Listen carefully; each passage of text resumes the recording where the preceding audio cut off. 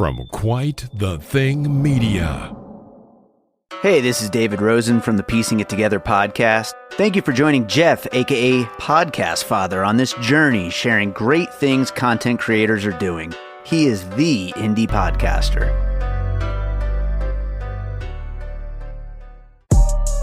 You've been searching for a podcast.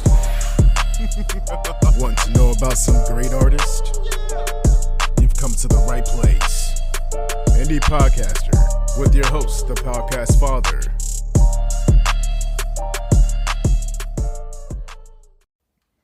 Another episode of Indie Podcaster is upon us. I'm your host, Jeff, aka Podcast Father.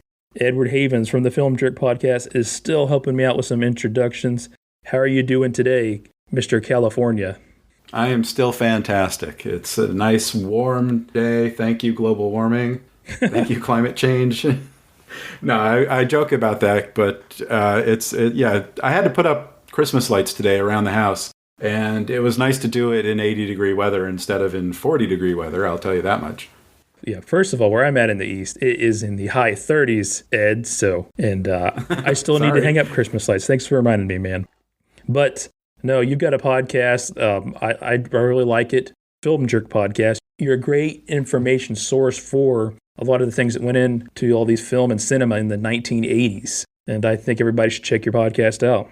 Thank you. I try to put as much love and care into every episode that I can. It's a lot of fun just reminding people of things that they may no longer remember, or bringing things to light to people who might not have ever known about them. Because, as I've said before, there were 10,000 movies that were released between home video and theaters in the 1980s. And so many of them are forgotten just because of the way that we allow entertainment to be segmented over the years. So it's just a lot of fun to bring back a lot of these movies and even for me, reconnect with a lot of them that I hadn't even seen in 30 to 35 years. I have a lot of fun doing it.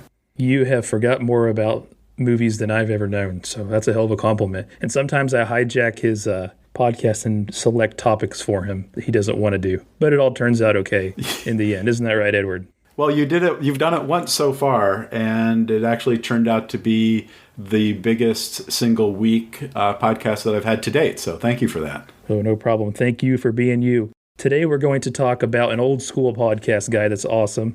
His name is Danny Brown. He's got one podcast. Well, he's had several throughout the years. One is Podcaster Stories. And I know that he has another podcast that he really just kicked it off, and you're really excited about it, Ed. Yeah, it's the history of the 3Do or 3DO gaming system, which came out in the early 90s. I actually not only remember it, I used to have one. I was literally the only person I knew that had one. I like to say it was a next-gen PS3 console before PS1 even came out. The graphics were fantastic for its day. The price, it was just a matter of pricing. It was just way too expensive because it was really the most powerful gaming system created up to that moment. And I think Danny Brown is a great person to do just that. This conversation's awesome. We talk about a lot of great things in podcasting. We even talk about how he has a podcast with his wife. Ed, could you manage to do that? No, my wife thinks that podcasts are stupid. She doesn't listen. She's never listened to one. Even, she loves Michelle Obama. She will not listen to Michelle Obama's podcast. Wow. So she's not a podcast person. Every once in a while, I'll throw something into my own podcast just to see if she's listening, because I know she'll say something if she hears it. And she's never once said anything. Well, Ed, I listen to your podcast, and I appreciate you. I appreciate that. I do hope everybody enjoys this interview with old man Danny Brown. Oh, he's going to love me saying that. Anyway, before we jump into that, let me take care of a little business.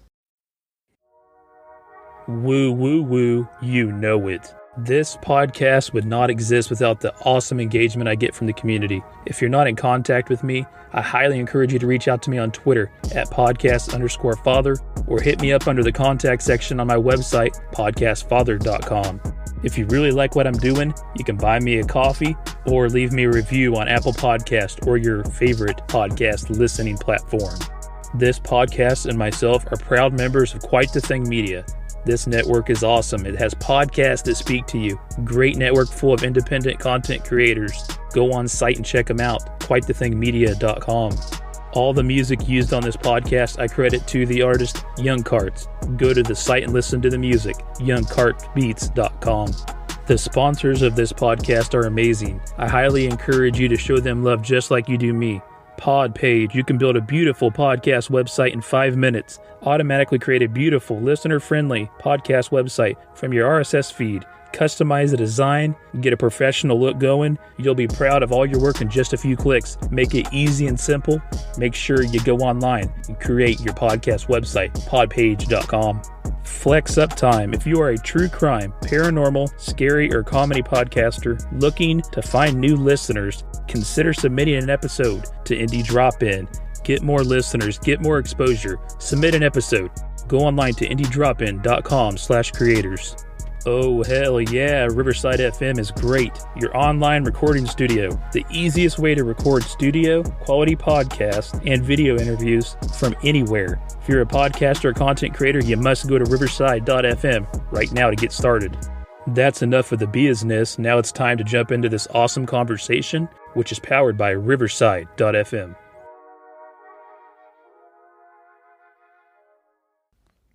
It is going to be a fun conversation here. I've got the man, the myth, the legend, as he calls himself, the old man, Danny Brown. What's going on, man?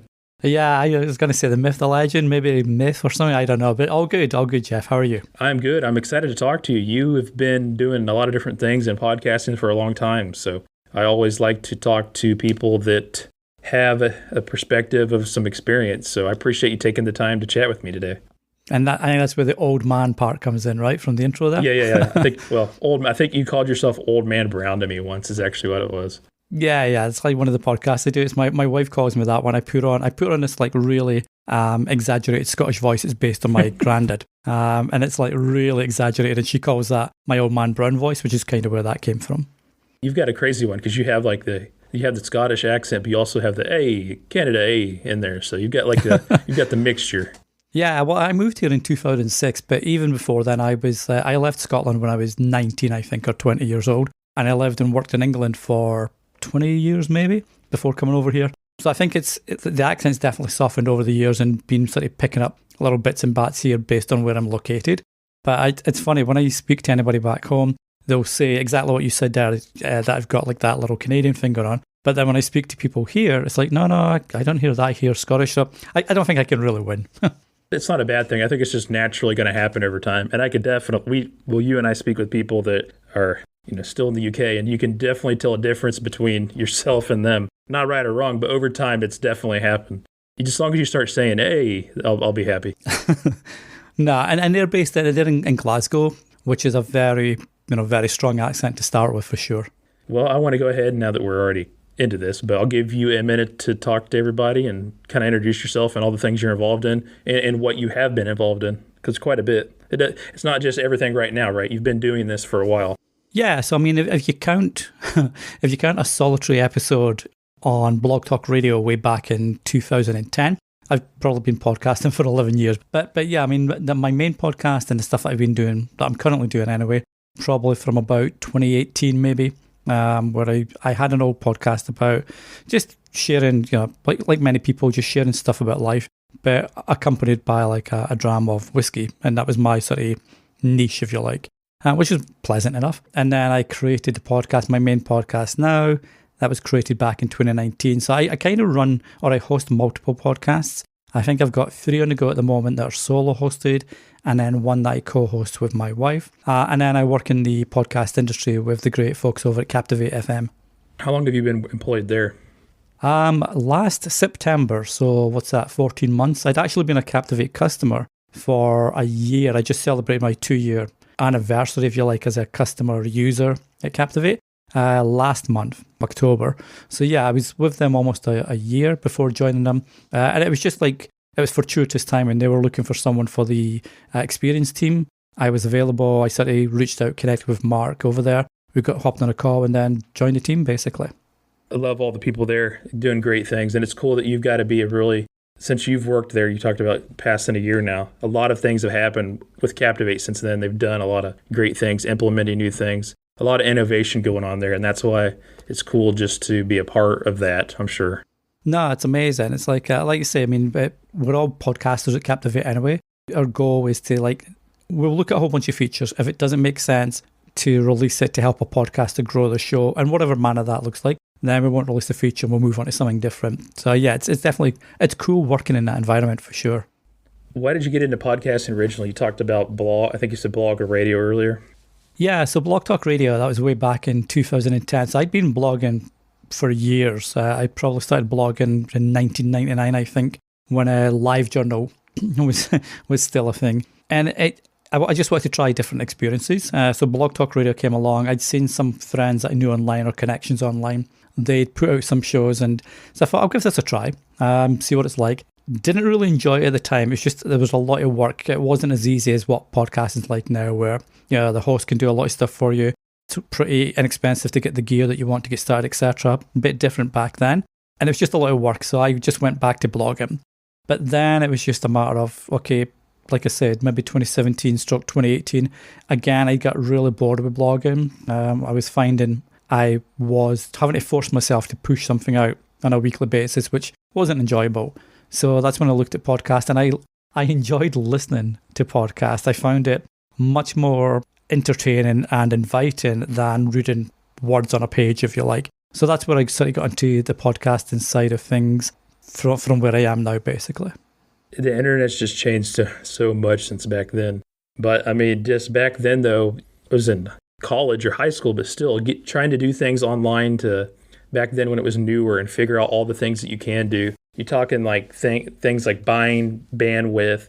Everything has changed so much now. You're right. It's crazy, but it's cool that yourself and I know myself and a lot of people still got involved back in the day on things online. And really, it kind of seems like it just grows from there, right?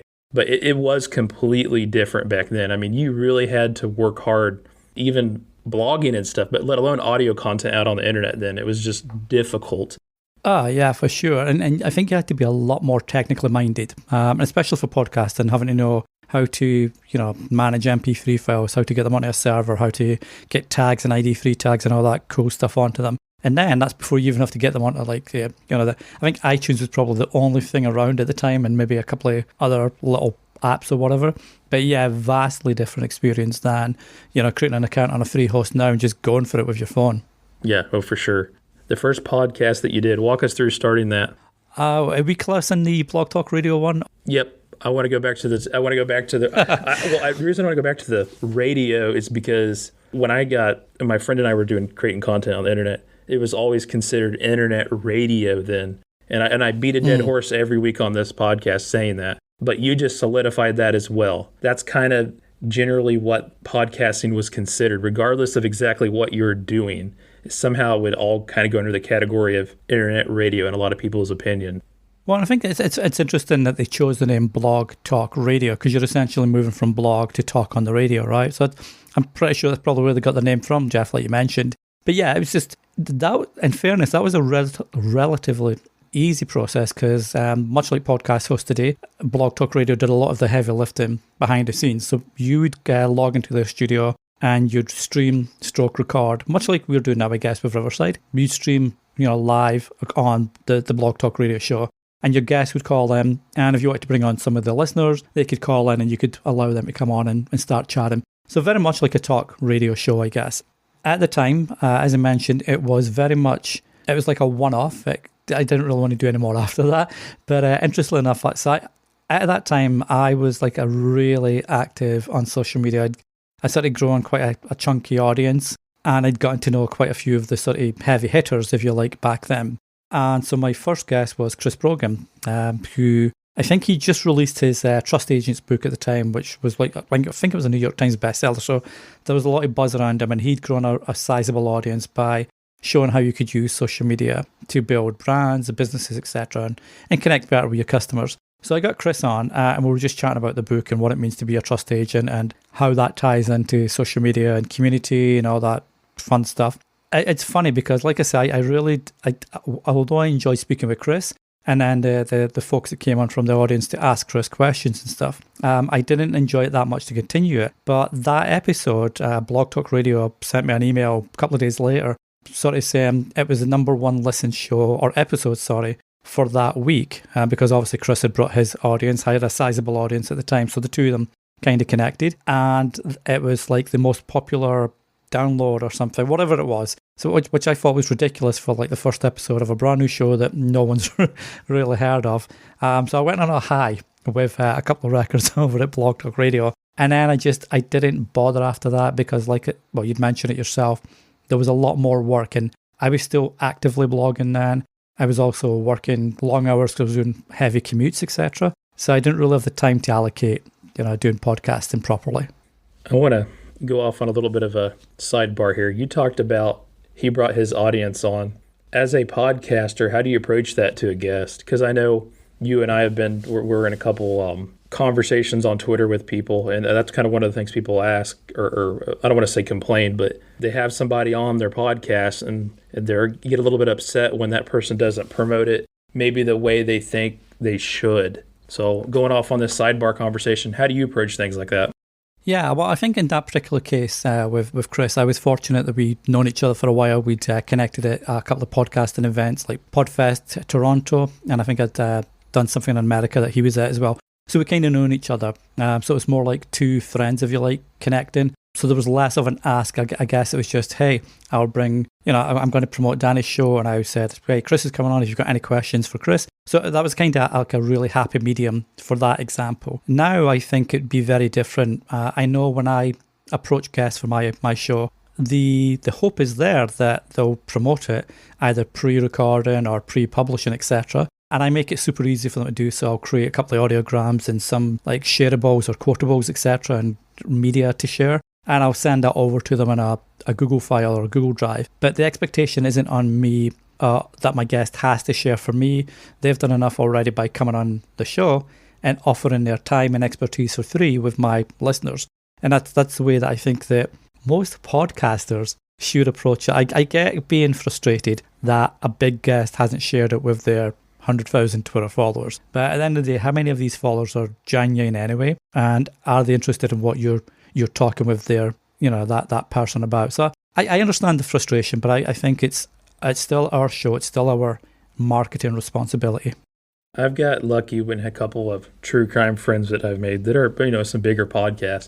They actually will mention it on their podcast, which has made a huge difference because there's a difference I can see in analytics between if I feature you, no offense, like an indie podcaster, for example, versus somebody who's charting top 100 on Apple. If they do mention it, you can just see a big difference in the downloads, right? And it's a testament to the engagement that their listeners have. A lot of them do come in, they do listen because they get to hear a conversation with one of their favorite podcasters. And you just hope that you can retain, one or two, really a handful of them at a time. They might listen to some other episodes. But no, you're right. It's a challenge to really expect them to do a whole lot more. So really it is up to the podcaster to creatively figure out how to promote that and try to reach their audience as well. Does that make sense what I'm saying? It's a challenge. Yeah, no, and like you said, there's a few little tricks you can use to try attract that audience by tagging them on social, on the platforms where, that visibility might be higher if you tag someone versus if you don't tag them. So LinkedIn, for example, was a perfect way, Twitter to a degree. But yeah, I think to your point, the contextual promotion within an episode of a podcast, to me, is far more effective than sharing a tweet 5 or 6 times on a social platform that people may or may not see that tweet because of the time of day, what they're doing, etc., how the algorithms work, all that kind of weird stuff. If you're listening to a podcast and you hear your favorite podcaster mention another show, you're going to check that show out. If they like it, I'm probably going to like it too. Yeah, absolutely. That's actually how I think a lot of us podcast listeners find new podcasts to listen to. I don't know about you, but if one of my favorite podcasters says that, then there's a high chance I'm going to check it out for sure. Yeah, well, it's like the Good Pods app, where if you've connected with your friends on there, you can see what your friends are listening to, right? And it's little things like that, as you say. If my podcaster of choice is listening to this show or this episode, there's a reason for that. So, Hey listener, are you a podcaster or content creator?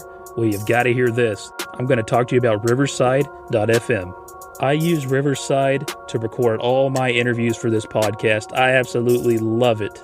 Super simple to use, and I get the audio quality of an actual recording studio. You can have video resolution up to 4K, uncompressed crystal clear audio, and continuous file uploading throughout your recording. I've used a lot of different things to record this podcast, and I'll be honest with you, some of them were just way more complicated than they needed to be. That will not be an issue with Riverside FM. It is super simple, and with that you still have the quality audio, which is very critical. The support team is great and always available to assist you with any questions that you may have. Damn it, I'm serious when I say this. Riverside FM is the ultimate great recording solution for podcasters and content creators. Go online right now and check it out. You can do a free trial and give it a shot. I guarantee afterwards you will be so happy with it. You'll be looking through all the different packages and you will find one that meets your needs. Legitimize the content you are recording and creating. Go to riverside.fm right now to get started. I want to ask you about you and your wife having a podcast. How's that work? My wife would never do something like that. Yeah, well, it started off as a solo podcast with just my wife, and she talks about her 20-year journey with mental health. She was diagnosed with both depression and anxiety when she was in university. And so the podcast, she used to have a blog about it, and that got to be kind of hard work. So I suggested, why don't you do a podcast? I'll do the heavy lifting on the back end. I'll do the production, etc. You just get in front of the mic and speak and talk about your experiences and stuff. So she started that, and then like COVID came along, having to homeschool the kids for a while, all sorts of stuff. So that podcast and one other one that I was doing sort of took a backseat at the time, and we sort of decided, why don't we relaunch your solo podcast as a co-hosted one? Because Jacqueline's been on my show and I've been on hers, and we both talk about our own mental health issues and struggles over the years. And it made sense to maybe just collate that into one co-hosted show. So it's kind of cool. I tend to let Jacqueline drive that, and I'll be the sort of the co-conspirator, if you like. That's super cool. Did she have her own studio, or do you share that lovely one behind you that I see? This is on the renovation at the moment. I want to get this really locked down into like proper acoustic panels, etc. But no, she's in her own little office. I've got her set up with some stuff there to minimize all the cool echoey stuff. But yeah, she's in her own room. Jealous of that. You got quite the setup going on there. You're gonna drop those huge funds that you make, I guess. You're gonna have an official 2 studios running out of there, huh? I wish. It's more just offices that we've stuck some foam up on, and I've got a blanket over there and a rug below me to deaden the sound and stuff. Yeah, well, I mean, how important do you think all that stuff is? Because I guess it depends what kind of podcast you have, right? But how important do you think that is? I mean, I'm sitting here with a $50 mic off of Amazon and, going from there with some $20 headphones. Let's say you. No, I think as long as it's not detrimental, like hugely detrimental to the quality of the sound. Like, you sound fine, Jeff. If I had my eyes closed, I wouldn't know you're speaking into, like a little mic that's attached to your headphones. So I think for the majority of podcasters, just getting started with whatever mic you feel comfortable with and whatever fits your budget, etc. It's more about the environment for me. As long as you've not got like super hard surfaces and super echoey, big high ceilings and stuff like that, and you speak close to your microphone, that always helps. Even if your room isn't great, just good mic technique, that really helps. But I would always encourage people not to worry so much about the equipment, more about the environment and getting the courage, if you like, or just getting up there and starting to see if you like podcasting before you spend a ton of money on a bunch of stuff. That's a good advice. I actually do have a mic right here. You just can't see it. It's barely at a shot. See, that's professional. You got like the no mic on shot there. That's like camera work there. There you go. That's cool. I'm positioned literally, well, there you go, where you just can't see it. So no, but that's good advice. You don't want to drop a bunch of money and then it's not something you like to do. Some of us have been doing this for a while, but still I'm cheap, I guess, and don't really invest a whole lot into it. I just rely on my shining, amazing personality to get me through. Which obviously it works. But yeah, I mean, but that's the thing though. You mentioned that, you don't want to, people have been doing podcasts for a long time.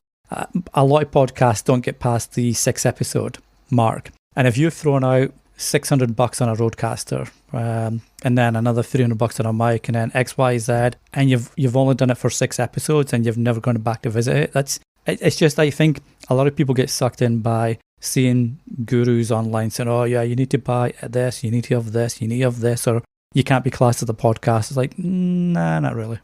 I think if you're doing like an audio drama podcast, you might want to have a little bit better setup than I do, right? But conversationally speaking, I mean, this seems to work. But like I said, it really does depend on the type of podcast, because if I'm doing some night, and I've heard some really good audio fiction drama podcasts, you wouldn't just want to have any sort of little setup for that.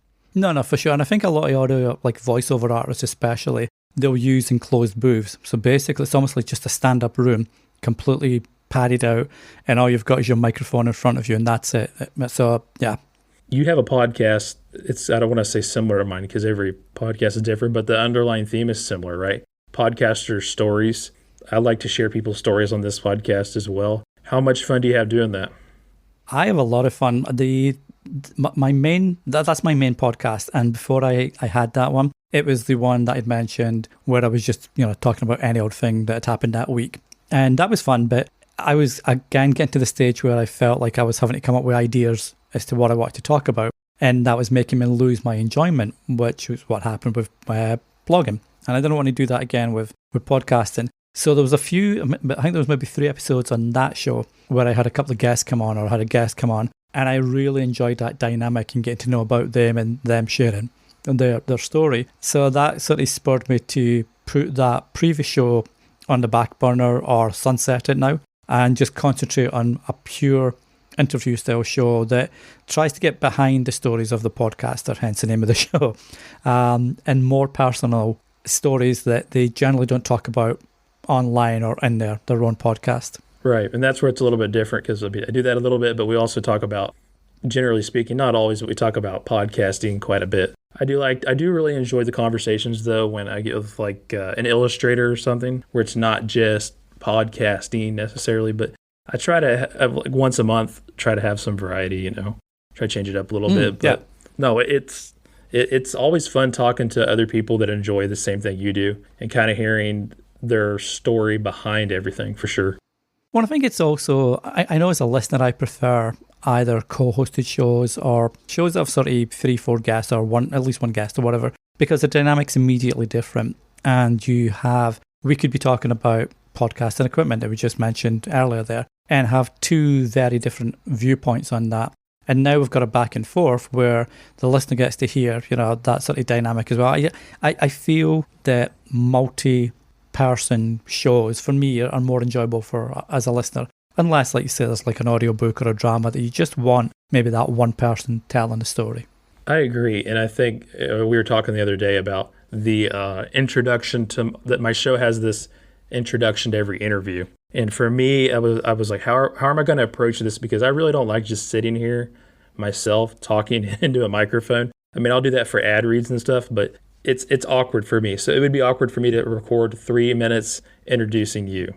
So right. Big thing to me was, how can I highlight more content creators and then also do something that's not so awkward? And like you said, I think the banter between things is much more enjoyable than just myself sitting here saying, Danny Brown, he's 32 years old. He is from, you're not, I figured you'd like that. 30. No.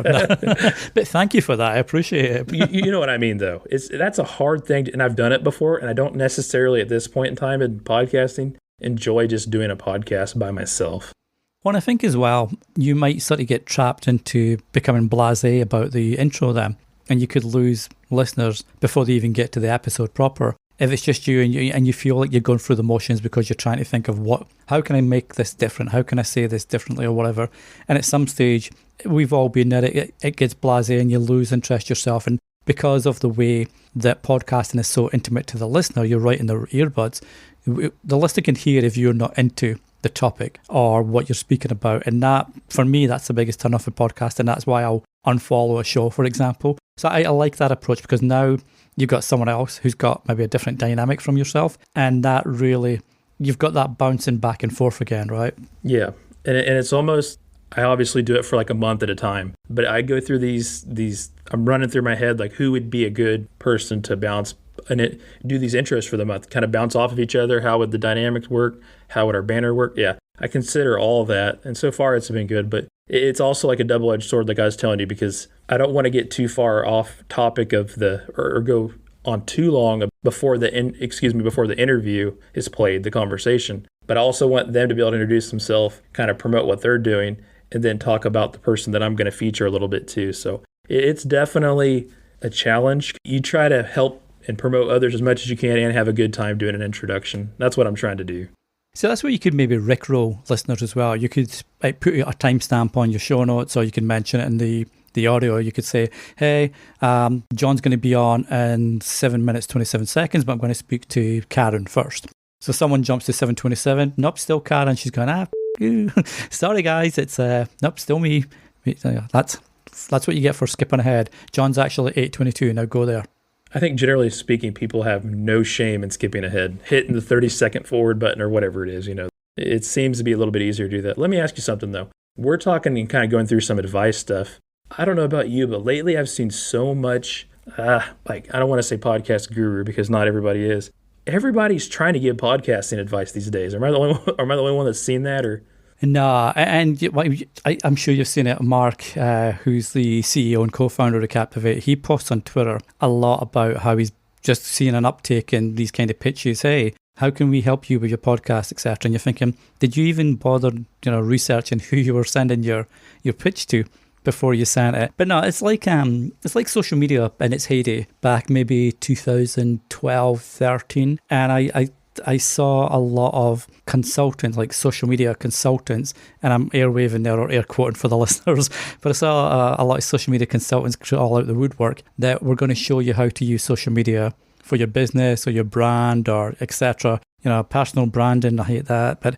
And it was the same. It's like, I think they see an opportunity because at the time social media was going through a boom, if you like. There was platforms jumping up everywhere and people were making some decent money from it, from speaking and appearing at events and stuff. So when you see something like that, you're always going to get people that are looking to make a quick buck and take advantage. And unfortunately with something, I guess, like podcasting, where it can still be, even though there's a lot of cool hosts out there that make it super easy for people to get started, it can still be technical because what's an MP3 file, why is it important that it's a consistent bit rate, that kind of stuff. So now you're getting people coming out and saying, well, I listened to Pat Flynn's episode one time and now I know everything about podcasting there is to know. I'm going to sell that to people that know a little bit less than me and take advantage of that. And it's sad to see because there's some great people and great companies out there doing it properly and giving advice properly. And then you see something like that.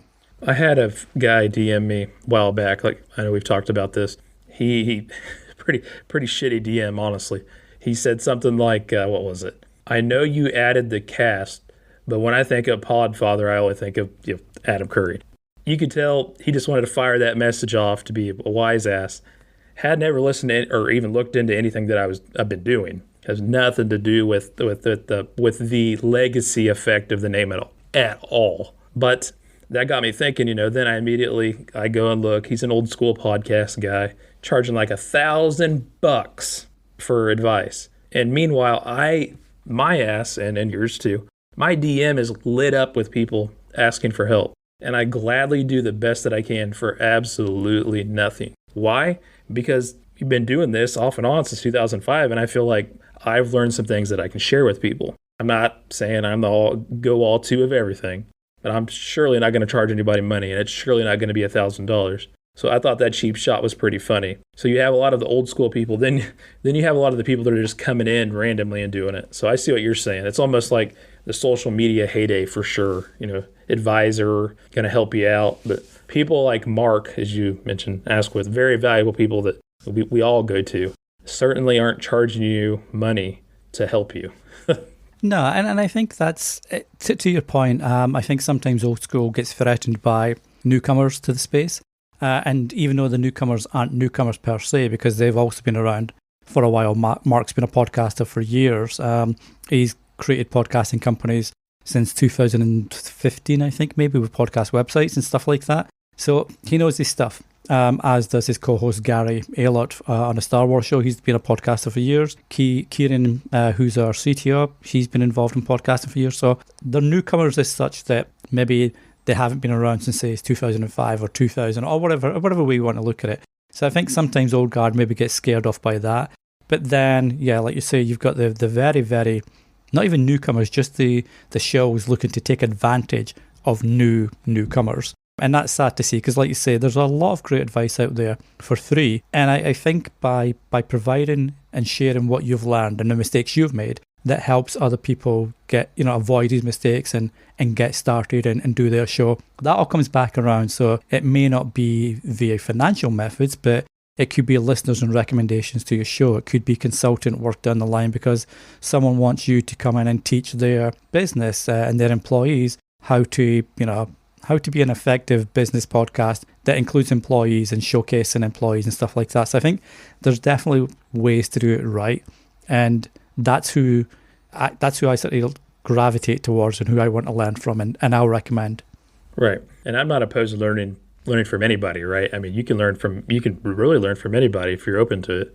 No, exactly. Just like some of because I'm at Captivate, so we see this, frequently where a question or something that a new podcaster is trying to do, we may never have thought of or come across before because we've been used to something for a few years. And it helps us improve, the product, but also our way of thinking when it comes to podcasting. It's like, wow, I would never have thought of that. And that's a great little trick that podcasters can do. So we're learning all the time from new podcasters as well. You talked about like podcasting boom. Content creating in general has gone through a lot of different booms. YouTube obviously hit it big a few years back now. And you talk about internet radio and stuff going plenty far back. But in the last couple years, due to COVID, you said it, podcasting really has had a good boom. And with that has come good and bad.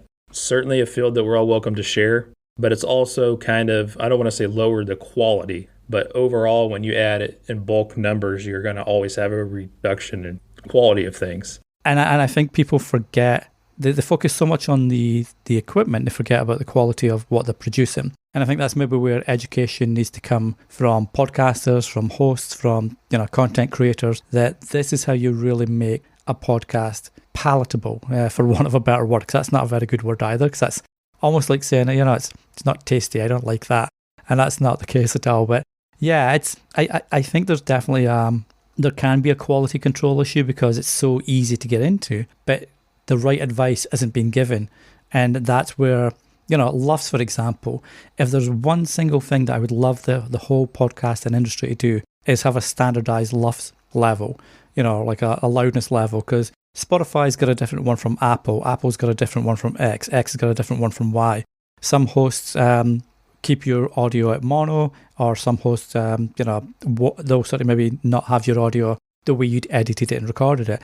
So there's not there's like a big disparity, or there can be a big disparity. So there's nothing worse than listening to an ad, then an intro, then the guest, then some music, and they're all at different levels, especially if you're listening in headphones.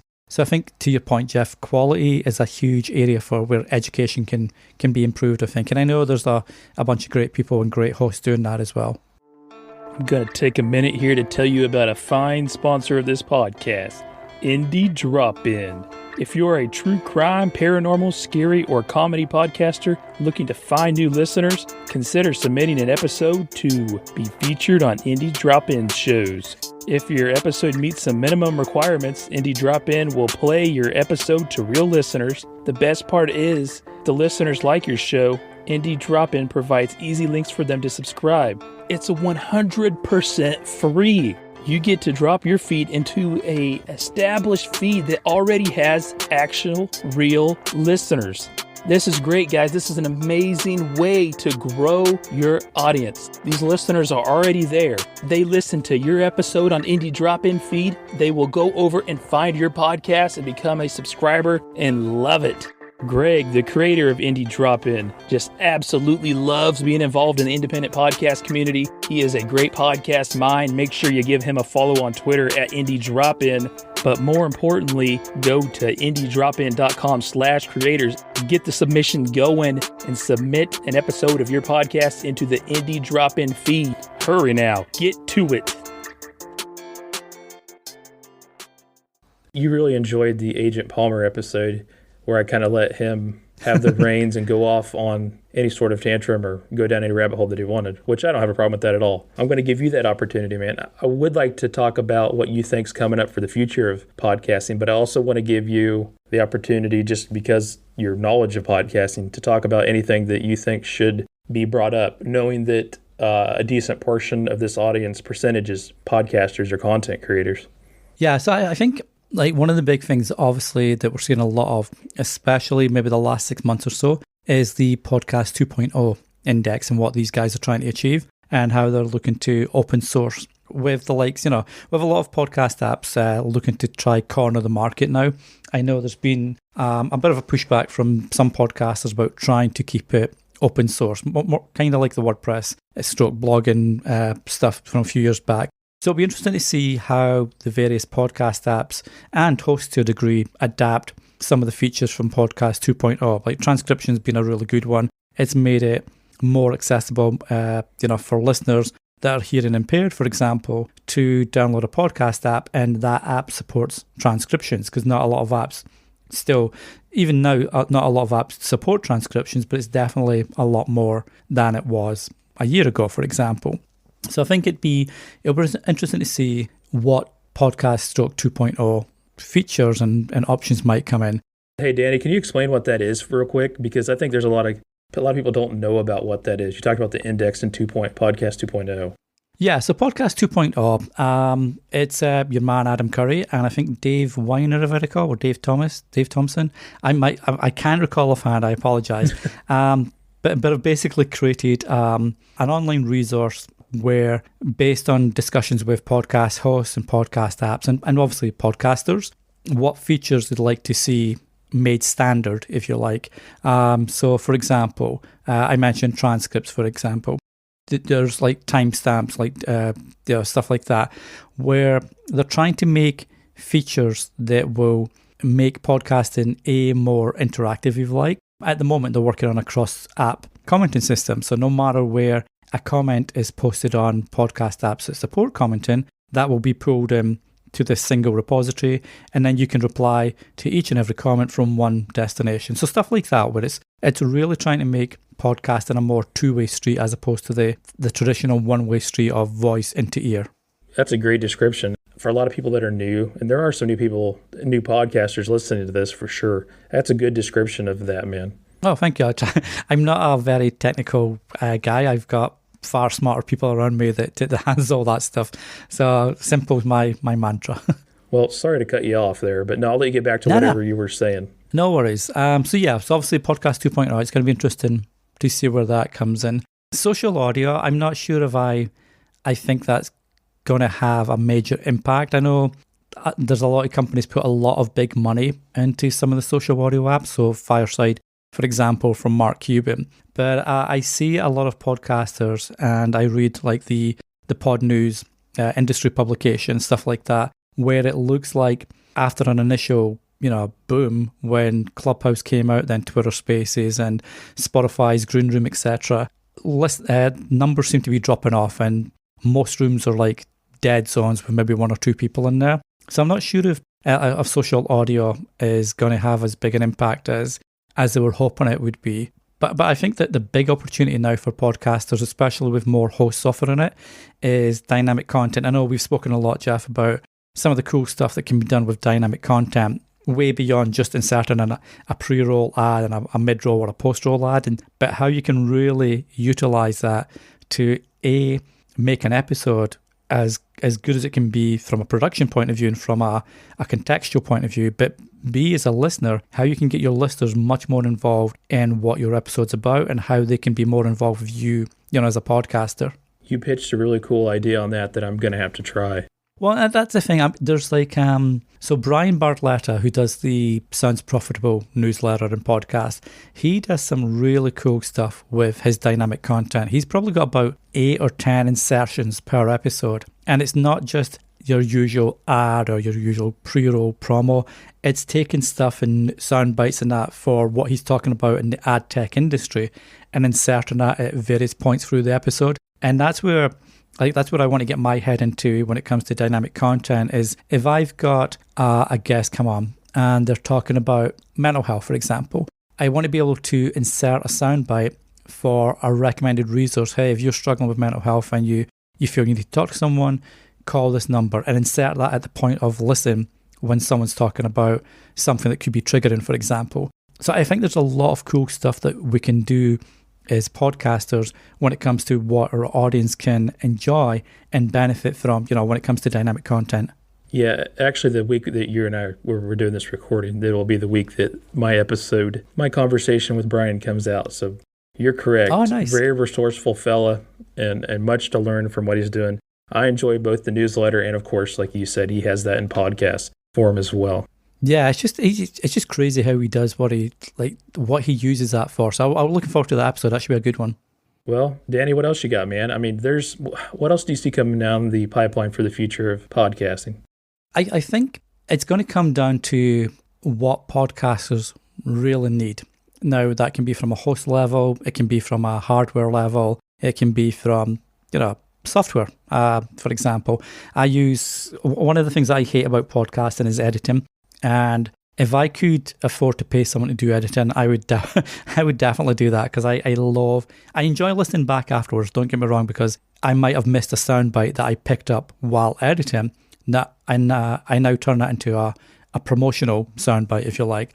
But the very process of sitting down and trying to find the ums and the ahs and the mistakes and maybe a dog barking or whatever. So I use a software that helps automate a lot of that for me, and then I'll go in and manually tweak it to make it sound, less AI and less robotic, if you like. So I think anything, whether it's a host level, whether it's hardware or software, anything that makes a podcaster's life super, super easy so they can really concentrate on the content that they're putting out and how that's going to enrich the listeners' lives, which in turn should hopefully enrich the podcaster's life, whether that's financially or, reputationally or whatever.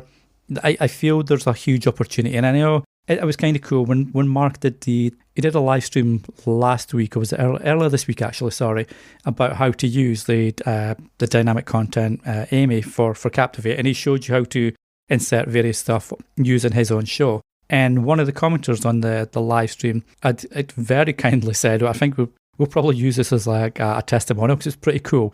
But she mentioned that Captivate is like an ecosystem for podcasters, or like a complete ecosystem for podcasters, because it encapsulates a lot of stuff that a podcaster needs that normally if you had to separate all the different features, you'd have to be paying 5 or 6 subscriptions to different platforms or software apps, etc. So I think there's a huge opportunity for companies, like I say, where it's hosts or the software that I use for editing, to really, A, make a product that makes podcasters' lives easy, but B, that has an open API that talks to each other, because I think that's where you get the real magic happening, that I can have Zapier connected to Auphonic, connected to Captivate, connected to Slack, connected to Aweber Newsletter, and everything gets automated for me from a production point of view and a promotion point of view. You bring up a great point on this production part, because everybody seems to want to focus on the distribution part becoming easier. An example would be like an Anchor. We'll get it on every platform, or whatever. But to me, I don't mind actually manually doing that because, one, it gives me more analytics, right? I mean, far more than one usually does. So I don't mind going in there and doing that. If you do that in Apple Podcasts, that's a game changer. Different analytics you can see from that. But you're right. The production, the kind of the post-production part on the editing end, huge opportunity there, because that is, and people that thoroughly do edit their podcasts, like I do myself here, like you talking ums and stuff like that. I do that. That is all very time consuming, and it should be considered of making that process easier. You're absolutely right. That should be more of a focus. Well, it's like, and I know a lot of people, I mean, I use Descript as well for some of the editing stuff that I do. And obviously they've got the filler words option where you can choose what a filler word is. And generally it's your ums or, whatever a filler word would be classed as, which is great because it'll remove that for you. But I tend to find that can sometimes lead to a disjointed audio. It's almost like, when you're watching YouTube videos where you've got these little jumps, it's almost like Max Headroom back in the day, where it's not a natural movement. You've got someone speaking, then they quickly like a sort of robotic jump to a different frame or something. Yeah. So I find that Descript can sometimes do that. I love the platform, but I think we have to be a little bit careful, to your point, as to how much we hand over until we can trust it to do the stuff we don't want to do, but not make it disjointed.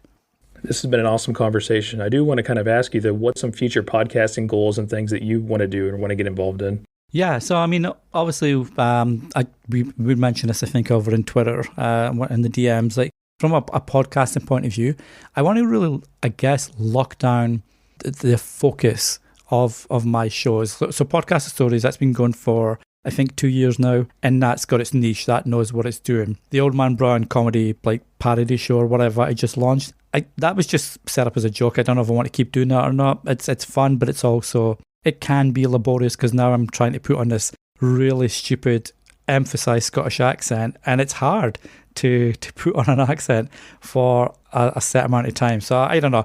I guess I just want to be super laser focused into the shows that I really enjoy making, and how do I grow them and how do I take them to where I want them to be, and what does that look like? Does it look like, for Podcaster Stories, for example, once COVID's kind of part of our everyday lives where we're not in lockdowns and stuff like that, do I want to take that on the road? Do I want to keep it remote? That kind of stuff. So it's really about finding out who I want to be and what I want to do, I guess, as podcasting. And then from a professional point of view, just continue to see like the cool ass stuff that Captivate does, because it's knowing what's coming down the line in the next 3 to 6 months. Like 2021's been an awesome year and we've ended it in style with Amy, but knowing what else is coming down the line, it's really cool to be involved in seeing how people were going to use that as well. What about some videos? You going to get into that? Become a YouTube star? No, I've definitely got a face for podcasting. That's what my granddad would probably say. I do want to experiment with video. I won't lie, but I'm not going to do like a vlog or video podcast. It'd be more like quick live streams, quick little tips, quick, hey, I'm going to be doing this on Sunday evening at 6 p.m. It's completely freestyle, can be anything. Here's a link. Join if you want to, and stuff like that. So more like little friendly get-together live streams, I think. You think podcasting has more of a place on YouTube? It can, if it's done right. I don't think you can just say, for example, record an audio version of your podcast and then throw it through Headliner and upload that to YouTube with just an image. I think that would possibly put people off. I know if I'm watching something on YouTube, I need to be engaged. So that needs to have moving images, on video. And if I was watching a podcast, I guess then it wouldn't be interesting for me. Not to say that it wouldn't be interesting for others, but I know like some of the podcasters that we know, for example, in the network, they are doing great on video podcasting because they've got the format locked down, and it's awesome. That's what I like, and that's what I enjoy watching. But if it's just a matter of someone throwing up an audio file with a static image and maybe some words popping up now and again to try get an extended reach, I'm not sure that's the right approach to that. Yeah, I actually didn't even think about it until more recent times, where people are listening to YouTube and they have the ability to listen to it when their screen or phone locks, right? They can still listen to it. So I guess that's a little bit of a game changer, but yeah, nevertheless, it's always like everybody wants to have it on there just in case, but people really struggle with how to utilize it if they're not just going to full out show they're literally you and I sitting here recording. It seems like people struggle with how they're going to manage that. Yeah, and it's possible that it could be bonus content, and you sort of make your listeners aware, hey, you can find us on YouTube as well, but it's just the audio version. But if you prefer having YouTube on in the background, it's there. So like say maybe where it's just a secondary audience that could pick it up, or if your existing listeners like watching YouTube and then have it on in the background when they finish watching videos, but they'll have music playing or whatever. So yeah, that makes sense. I could hold you up here all night, man, but let you get back to the things that you're doing. We'll have to do this again sometime. It's fun. I really do appreciate you taking a few minutes of your evening to chat with Jeff. No, I've really enjoyed it, and I'm disappointed that I didn't last as long as Jason. He's never going to let me live that down. Well, we can do another parter for sure.